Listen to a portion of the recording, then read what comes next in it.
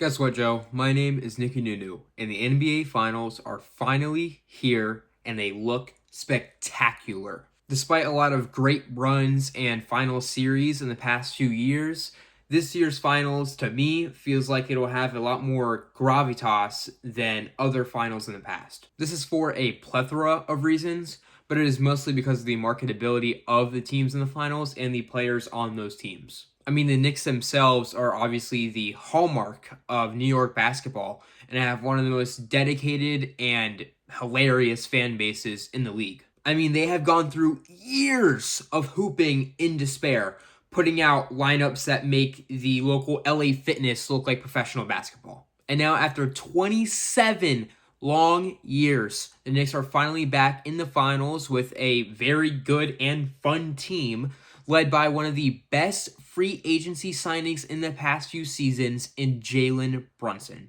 And in case you don't know who Jalen Brunson is, he is a small, very large-headed guard who is able to annihilate defenses despite his small size and stature. But on the other side of the floor, it seems like the Spurs have been able to build another amazing team after successfully rebuilding around Victor Wembanyama. And for those of you who may not have seen my last video, Victor Wembanyama is a large center who is able to disrupt offenses and defenses because of his large size and stature. By not only drafting phenomenally in the last few seasons, but also not hesitating to rebuild around their new star in Victor Wembanyama, the Spurs have been able to make yet another finals run, making that 7 finals run since the year 1999, which shouldn't be that surprising for anybody who knows who the Spurs are, as they're one of the most prestigiously ran organizations in the league. However, I should mention it's not just the stars of the show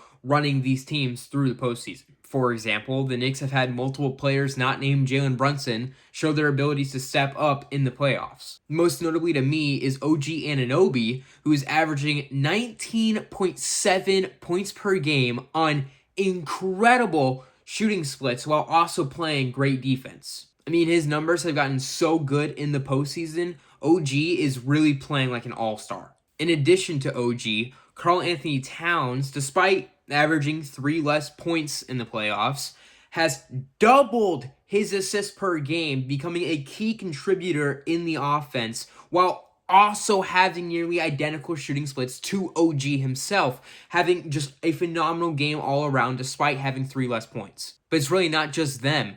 Josh Hart, Mikal Bridges, Landry Shamet, all these guys are defining their roles on this team by having great games occasionally in this run, but it is so necessary for what the Knicks have done so far. And now going to the Spurs side of things, De'Aaron Fox is not having an amazing playoff run, but the other young guards on this team are having outstanding runs that are way better than any expectations that they should have going into their, first and second years. I mean, Stephon Castle is averaging almost 20 points per game, while also showing flashes of being an amazing playmaker for this offense. And not only that, you also have Dylan Harper, who's proving to be an absolute bucket on the biggest stage imaginable. And now I think he's going to be able to do that in the finals too. But like the Knicks, it's not just them. Other players on this team, like Luke Cornett and Julian Champagnie in particular,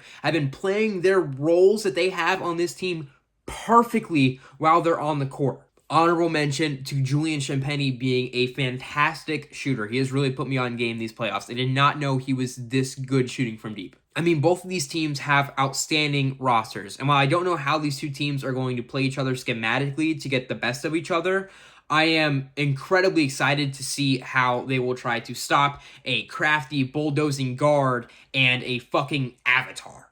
However, as some of you may know already, the finals is typically a lot more than just the matchups. And luckily for us, this finals has everything. I mean, this finals has everything. I mean, you have big market versus small market, offensive system versus defensive system, small guy versus big guy, and the most desperate fans in the world versus anything that stands in their way. But at the end of the day, how will these finals actually go? In short, I have no fucking clue. Both of these teams have had incredible runs so far in this postseason.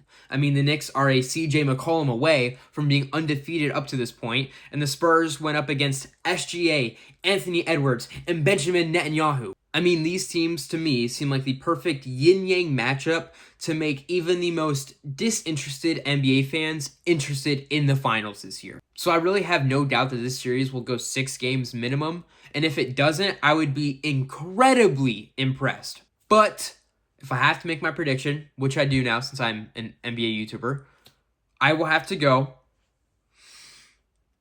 Spurs in 7.